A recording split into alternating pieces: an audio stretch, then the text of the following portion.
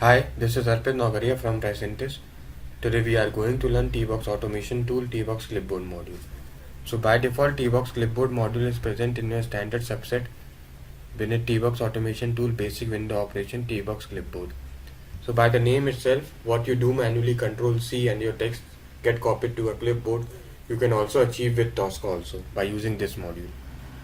So I dragged and dropped this module into this test case, and my test case name is rewrite text by using TBox Clipboard.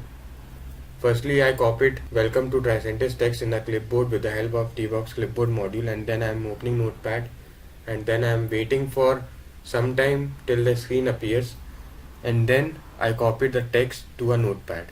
So I quickly run this. So it will open Notepad and copy the text into a notepad. So as you can see on the screen is copied and my test case is also passed, as you can see on the screen. So this is how you can use TBox Clipboard module. Hope you like the video. Thank you so much. Thank you for watching this tutorial. Here at the Tricentis Academy, we aim to provide you with educational services that suit your needs, including role-based trainings where you can become certified specialists, video tutorials, MOOCs and more.